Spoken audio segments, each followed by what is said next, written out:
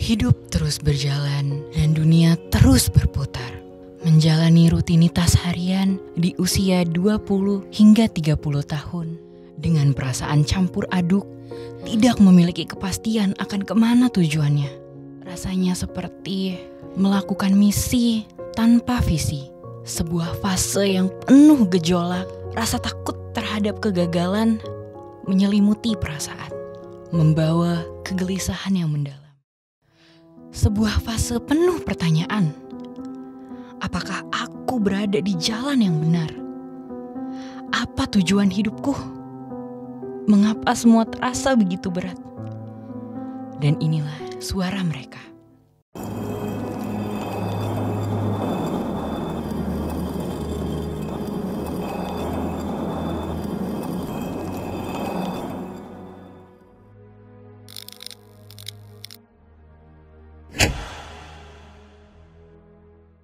Ceritain dong Kak latar belakang pendidikan dan keaktifan Kakak waktu kuliah. Aku sarjana ilmu komunikasi dari salah satu PTN di Kota Semarang. Keaktifan aku, dulu aku mengepalai sebuah organisasi kepemudaan. Kita itu objektifnya adalah untuk membangun sense of confidence, develop skill, develop aspiration dari pemuda-pemuda khususnya yang ada di Kota Semarang pada saat itu.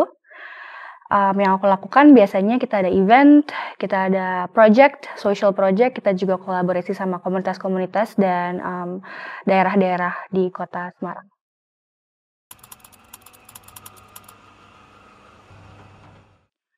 Mungkin karena aku cukup aktif dan ada di tempat yang cukup tinggi pada saat aku zaman mahasiswa, jadi aku mungkin punya ekspektasi yang cukup tinggi juga buat diri aku sendiri. Aku kira aku bisa ini, masa aku nggak bisa itu gitu ya. Dalam hidup, kanan dan kebingungan kadang muncul dari berbagai hal, seperti ekspektasi orang lain, perbandingan dengan orang sekitar, atau tuntutan sosial. Fenomena ini seringkali dimulai ketika ekspektasi seseorang terhadap dunia kerja ternyata tidak sepenuhnya sesuai dengan realita. Kesenjangan antara apa yang diharapkan dengan apa yang terjadi di dunia nyata kerap memicu perasaan cemas. Kondisi ini yang kemudian membuat seseorang kehilangan arah dan akhirnya menyadari bahwa ia sedang menjalani fase quarter life crisis. And I think I've been there ya, gara-gara masa itu ada gap ya antara apa yang aku tahu aku bisa dan ternyata yang dibutuhkan di luar sana gitu. I think quarter life crisis adalah perasaan atau state di mana aku ngerasa aku nggak tahu my sense of direction. Kayak aku tuh siapa, aku harusnya baik tuh seperti apa sih gitu. Good enough tuh yang seperti apa, dan aku harus ngapain untuk jadi good enough.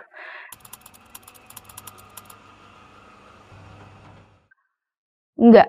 Mungkin kalau misalnya tentang bingung arah, aku rasa aku pernah bingung apakah aku cukup baik atau tidak. Tapi pada saat aku sadar bahwa yang menjadi predetermination atau yang menjadi benchmark apakah aku itu baik atau enggak itu sebenarnya adalah progres aku yang sebelum kemudian yang sesudah. Jadi kayaknya nggak adil juga buat aku untuk compare dengan apa yang ada di luar aku. Enggak. I think purpose fuels passion. Dan kalau aku nggak punya tujuan hidup, aku nggak bakal ada di mana-mana. Of course, pastinya gagal tuh wajar, apalagi kalau misalnya kita lagi, tadi kamu sempat sebut media sosial, atau kita lagi ngobrol sama teman-teman, terus kayak, oh teman-temanku udah nyampe sini, tapi aku baru di sini. Ya, aku kadang ngerasa kayak I'm behind. Tapi setelah aku coba untuk backtrack lagi, kadang kita butuh kegagalan supaya kita humble juga, kita jadi tahu di mana kurangnya kita improve. Sehingga aku rasa kegagalan tuh wajar dan penting juga sih.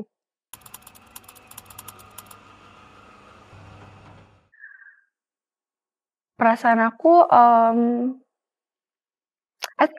cari kerja, selain cari kerja semuanya nggak ada yang mudah sih. Maksudnya, dalam hidup ini untuk maintain, sebuah aspek berjalan dengan lancar itu nggak akan pernah ada yang mudah gitu.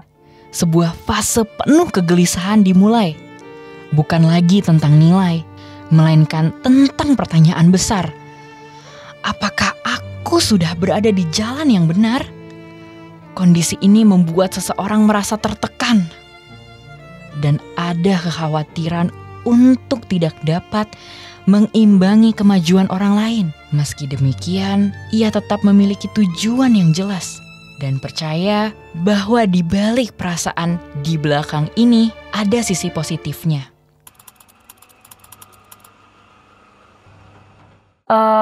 Kayak yang aku bilang, hidup itu kan komitmennya pastinya bukan cuma karir ya. Kita mungkin di sini banyak ngomongin karir, tapi komitmen pasti bukan cuma itu, apalagi kalau udah dewasa. Yang tadi disebut keluarga, teman, apalagi kalau sampai disebut itu kan berarti penting dan signifikan ya role-nya. Itu adalah orang-orang yang kita harus cultivate relationship with. Kita sudah memasuki era globalisasi digital 5.0 termasuk Indonesia. Hal tersebut mempengaruhi aspek ekonomi, politik, hingga sosial. Berikut gambaran kondisi kantor di zaman sekarang menurut perspektif manajer. Selamat pagi Bu Eva.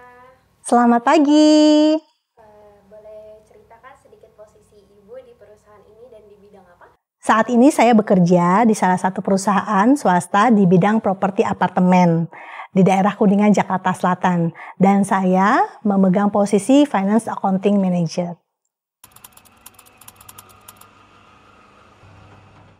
Yang pastinya kalau di departemen saya Finance Accounting sangat terasa ya.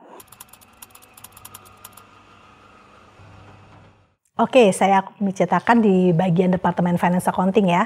Dengan teknologi yang sudah semakin baik saat ini, proses pekerjaan di bidang Finance Accounting sekarang menjadi lebih singkat prosesnya, waktunya lebih cepat, dan tempat penyimpanan dokumen berkurang, sumber daya manusia lebih efisien, dan membawa kepada penghematan dana.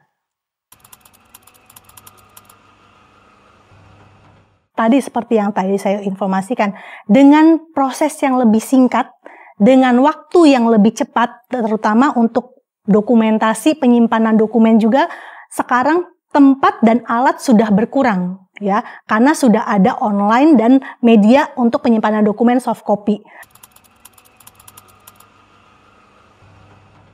Pastinya di departemen saya dan departemen lainnya pasti ada pengurangan. Perkembangan teknologi yang semakin pesat memberikan dampak signifikan terhadap karyawan. Salah satunya adalah meningkatnya jumlah PHK akibat sistem digitalisasi yang semakin maju. Oke, saya ceritakan juga dari bidang saya, ketika proses pengajuan dan persetujuan yang dahulu menggunakan dokumen yang berjalan dari pembuat dokumen, pemeriksa dokumen, sampai dengan yang menyetujui, itu bisa memakan waktu 5-7 hari. Belum lagi jika para atasan ini sedang berada di luar negeri. Tetapi saat ini dengan sistem online yang bisa digunakan mengupload dokumen, meminta persetujuan, itu bisa dikerjakan dan diselesaikan dalam waktu 1 hari.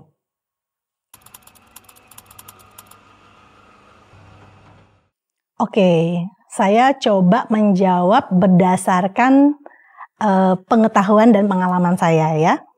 Kalau saya bilang siap, ada yang siap, tetapi kalau dibilang tidak siap, ada juga yang tidak siap, dan mungkin lebih banyak yang tidak siap.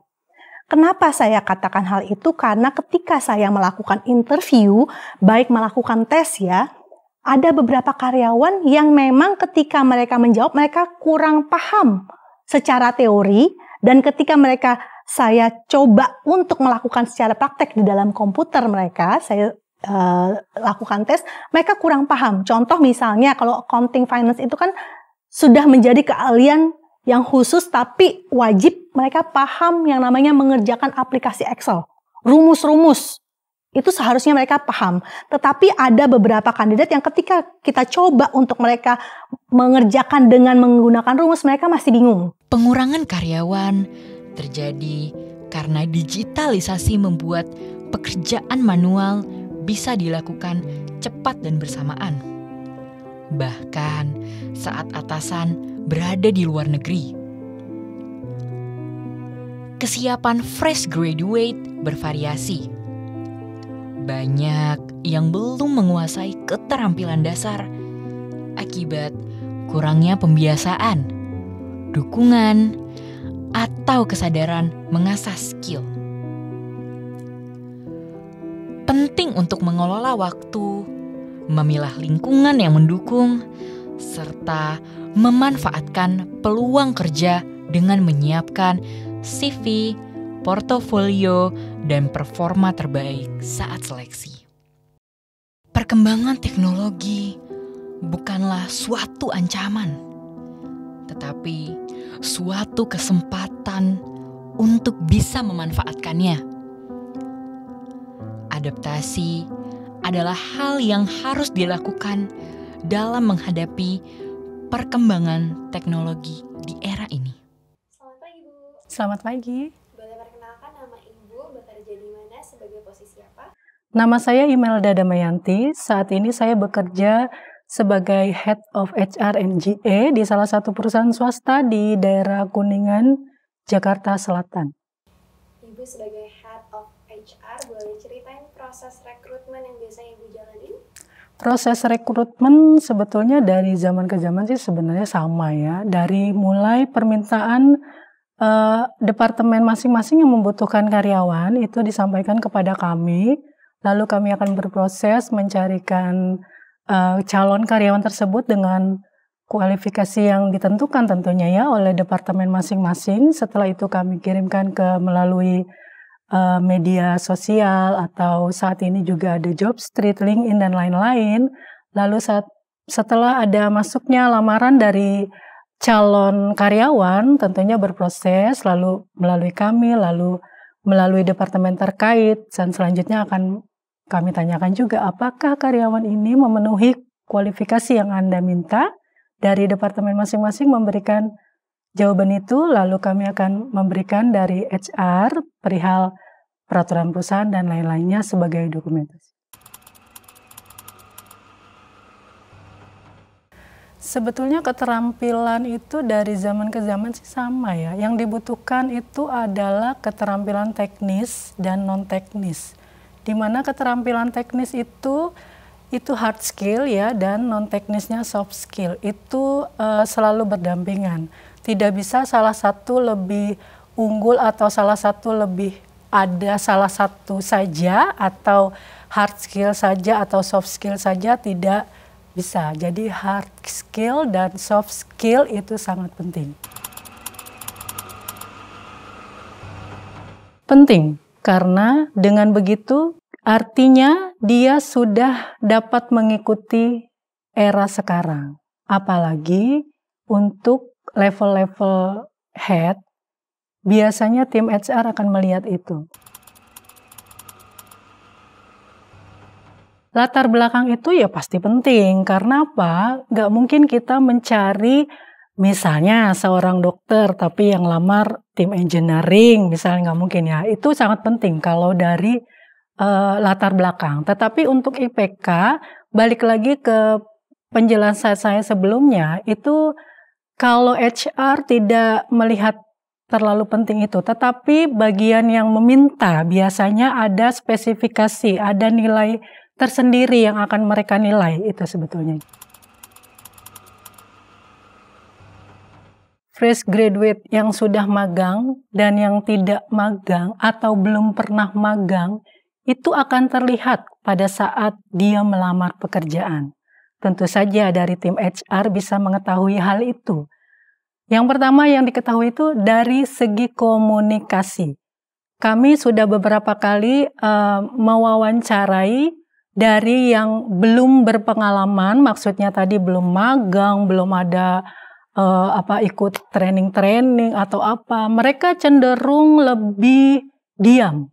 Jadi untuk yang fresh graduate, banyaklah untuk hal-hal yang seperti itu, magang, training, cari di luar banyak. Seperti itu akan menambah keberanian, komunikasi, nilai-nilainya positifnya banyak. Di zaman digitalisasi ya tentunya untuk fresh graduate kalian harus tahu potensi kalian itu apa.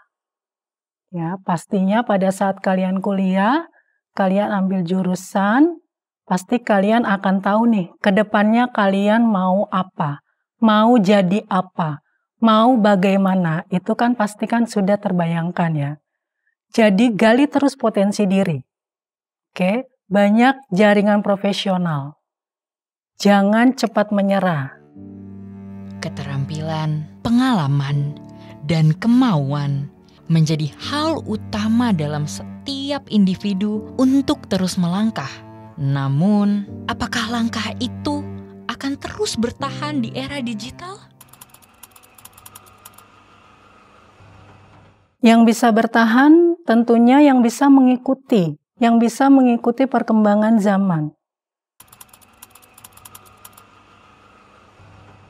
Cemas, tertekan, akhirnya jadi stres mungkin ya. Itu salah satu hal yang seharusnya tidak perlu ada di anak-anak muda saat ini ya, menurut saya. Karena balik lagi di zaman sekarang itu kan zamannya kalian ya. Justru yang harus beradaptasi itu seperti era saya mungkin, atau misalnya sebelumnya, yang itu yang harus beradaptasi. Kalau dibilang mahasiswa sekarang itu ya justru harusnya menjadi pemegang pasar pekerjaan ya. Karena apa? Karena sudah menyesuaikan dengan pendidikan, dengan pengetahuan kalian yang sudah digitalisasi.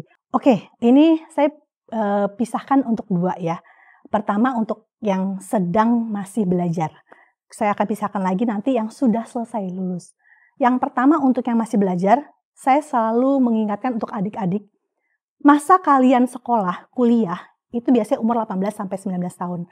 Kemudian ketika kuliah, kalian punya waktu 4-5 tahun. Artinya ketika kalian lulus, kalian akan lulus di usia 22-23. Nah, PP pemerintah di nomor 45 di tahun 2015, itu menginformasikan, di 2025, menginformasikan bahwa usia pensiun saat ini 59 tahun. Jadi ketika 59 tahun kalian kurangkan dengan usia kalian wisuda, berarti 36 tahun masa kalian bekerja. Saya coba mau mengingatkan adik-adik semua, coba deh kalian berhitung. Kalian memilih yang mana? 4 tahun kalian masa berusaha, berjuang, berkorban, bersusah, untuk 36 tahun masa kalian menikmati masa karir kalian, pengalaman kalian, dan keuangan kalian. Era ini dimiliki oleh generasi muda. Jika kita tidak mulai dan berkembang sekarang, apakah siap untuk banyak meninggalkan kesempatan? Era digital bukan akhir dari segalanya. Ketika anak muda tak takut lagi AI, mereka dapat mengubah masalah menjadi solusi melalui teknologi. Apabila dimanfaatkan dengan baik, anak muda dapat dengan mudah beradaptasi dengan digitalisasi. Tergantikan atau terkembangkan, jawaban ada di tangan generasi muda. Quarter life crisis tidak seharusnya dilihat sebagai kegagalan, melainkan sebagai bagian penting dari proses tumbuh menjadi pribadi yang lebih baik lagi. Khususnya di arus digitalisasi yang begitu pesat. Banyak yang merasa tertinggal, bingung, dan takut tergantikan. Generasi muda saat ini, kita tumbuh bersama digitalisasi. Bukan saatnya takut, tapi saatnya berusaha lebih cepat dalam menyesuaikan diri dengan zaman. Terus belajar, terus beradaptasi, dan kita akan survive di era ini.